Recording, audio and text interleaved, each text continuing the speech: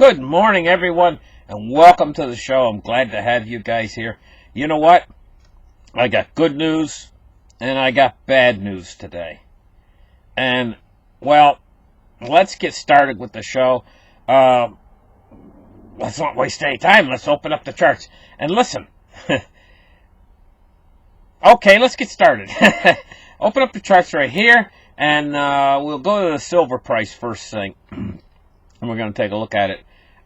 Silver and gold, a little bit like on the boring side, lately, because the price just is kind of stagnant, and it's been staying in a certain range.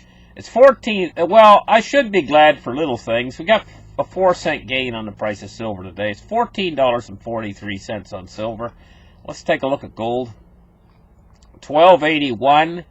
And the gold price is shooting back up a little bit. It's up $2.40 on the day. Let's take a look at Bitcoin. Now, to tell which way Bitcoin is moving, what I'm going to do is refresh the chart. The thing is it was at 87.30 about 20 minutes ago. So let's refresh the chart and see where it is now. 87.13. So it's dropped just a tad, but it's still staying in that near $9,000 range. It's made huge moves upwards toward $9,000, and it's staying there. It's holding. It's holding its strength right now. Let's take a look at cryptocurrency market capitalizations. Now, I refreshed the page a little while ago with this too, and it was at 280.1 billion. Let's refresh the page and see what we got. 280.6 billion, so it's moved up a little bit in market cap. And even though Bitcoin's fell just a little bit, this means that the Bitcoin dominance is going a little bit lower. That's a good thing. That's a sign of when the Bitcoin dominance drops back to about 52%. I think that's when we're ready to make a little bit move and try to challenge the 9,000 area, and try to actually break through 9,000. It's a little bit of a barrier at $9,000. So when we see this Bitcoin dominance dropping back, it was up like 57%. Now it's dropped back to like 55.2%. That's a good sign for cryptocurrencies. Now we're seeing positive in all the altcoins today. We're going to run through the prices real quick. $283 for Ethereum, 46.4 cents for XRP. Bitcoin Cash is $469. EOS is $8.12. Litecoin is $117.23. Binance is $33. Bitcoin SV is $214. We've seen massive gains in Bitcoin SV as of recently. Stellar is 14.2 cents. Cardano is 9.6 cents. Tron is 3.5 cents. And Monero is $97.45. And Dash is $173.62. IOTA is 52 cents. So that's our top coins for the day. Now, let's take a look at the Dow Jones Industrial Average, and let's refresh the page. Now, the Dow Jones is up 64 points on the day, but guys, don't be fooled. Don't be fooled, because I'm telling you, there is bad news for the economy. It's at the tip of the iceberg is to try to explain to you guys right now in 30 minutes to try to explain to you why it's bad news for the economy. And an awful lot of it has to do with this trade war. And Deutsche Bank. Deutsche Bank is slowly sinking. At the same time, we got this trade war, which could really heat up soon. Let's take a look now at crude oil.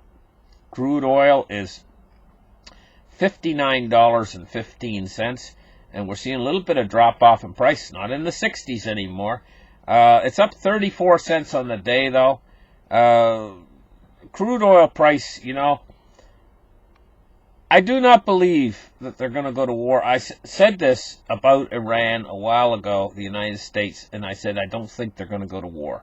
And they haven't went to war yet, Now, they're going to be basing those troops, I guess, in Saudi Arabia. They're watching the area. They're staying in that area around. They've got tremendous military force they've brought in, and they're staying in the area around the Strait of Hormuz. And they're basically, I guess they're patrolling it to make sure that the ships can get through freely and that Iran is not going to impede shipping travel in the Strait of Hormuz. They're very aware of that, and they're watching it very carefully. Now let's take a look at U.S. Treasuries.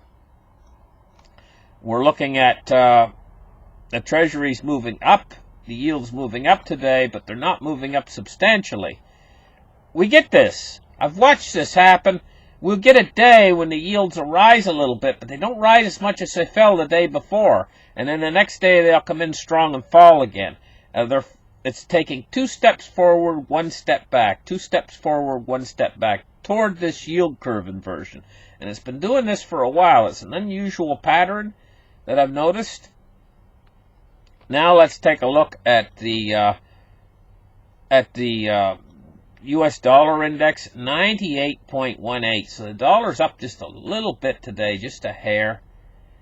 Now we're going to switch over and take a look at earthquakes. Now in the United States we had 3 little tremors. Let's get in here and take a closer look at these tremors we've had. Just a sec. Okay. I gotta shrink the map back so we can see. Get in here and take a look. We had some tremors across the United States. We normally get all these earthquakes in around California, these little ones. We had a few dish shakers. A 3-point tremor in Arizona, and a couple more in around Oklahoma. Just little 2s on the magnitude of 2, It shake the dishes a little bit.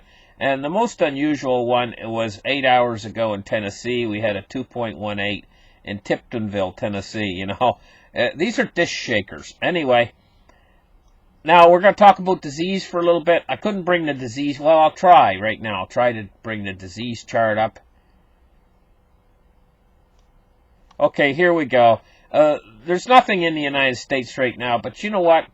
There is Ebola in the Democratic Republic of Congo, but here's the thing. I got good news about that.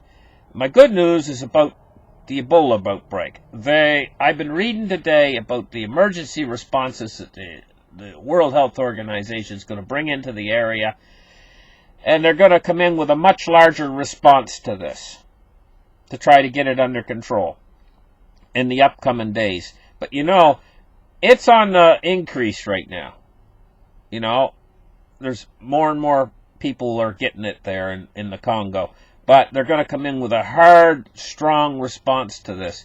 So this response is in order to get it under control or gain it under control. And this is exactly what's happening, and they're very likely to bring it under control because of the hard response that they're going to come in with over the next upcoming few months. They're mobilizing, in other words, to fight this thing.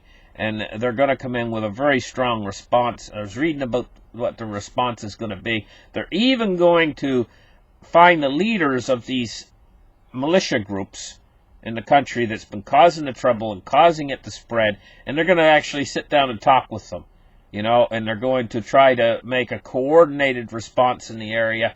They're going to do everything that they can to try to stop this, and they probably will get it under control, but it's probably going to take a few months before they get it under control. So there's good news on that front. Now let's take a look at the Chinese, Here's what I want to show you. The Chinese are really getting their backs up in the... Well, there's an old saying called getting your back up in the air. It means that you're really getting ready to get down and get dirty, in this fight, in this trade war. It says here on their video, now this was produced for the Chinese. This wasn't really meant to be seen by us. This is a Chinese video. It says, it's a matter of our country's future. Well, let's let it play a little bit now. It says, China must not make any concessions. Fortune favors the bold. All imperialists are paper tigers. Now, when they're talking about imperialists, they're talking about the United States. It says they're paper tigers. We firmly support all countermeasures taken by the Chinese government and are willing, talking about China, the people in China, we are willing to starve for a few years. Get this. In order to make the United States bleed. Now, you know what they're talking about doing? They're talking about actually cutting off all of the rare earth minerals that China produces to the world. I didn't realize yesterday when I was on the show, I was talking about these rare earth minerals, I didn't realize how many products are made with rare earth minerals. I did some research last night, and while I was doing the research, quite literally, guys, a chill went up my spine when I found out just how important these rare earth minerals are, and that China's the only country that's got them in large supplies. And for us to try to mobilize mining supply, I was on my show yesterday and I was talking about us trying to mobilize mining supply and get in there and make our own rare earth minerals. But in truth, there's a little bit more to it than that. First off, it would take a long time for us to mobilize, but we might have to, really. If China really cuts us off, we might have to mobilize. We might be forced into it, to mobilize our own industry to produce our own rare earth minerals. But it would take time. And in that meantime, if they cut off, this is a nuclear option. I didn't realize, all the stuff that we've done up till now in this trade war pales in comparison to China cutting off the rare earth minerals. Quite seriously, though, it's almost like the old saying, to cut off your nose to spite your face. This is a nuclear option that would destroy the United States' economy, but at the same time, it would destroy the Chinese economy. So maybe this is what they mean here when they say, we are willing to starve for a few years. Right? In order to make the United States bleed. And they're playing the long game. They're playing hardball. It says, so that our future generations can enjoy blue sky and fresh air. Let patriotism rise in each one of us. This is very serious.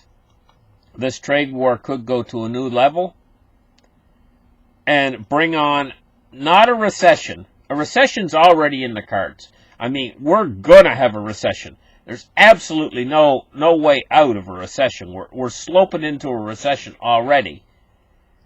Deutsche Bank could push us into the recession alone, all by itself, without all these other things like Italy and everything else. We got a lot of problems. If they pull this on us, this is not going to be a recession anymore. This is definitely going to be a worldwide depression. And we've never went through a worldwide depression since the 1930s. We've grown soft. We don't know what this actually means. But it looks like we better get prepared pretty darn quick for very turbulent financial times coming up very soon in the very near future. We're on the precipice right now of something really bad and nasty. Listen, thank you guys for listening. Like and subscribe, and we'll catch you guys in the next show. Bye.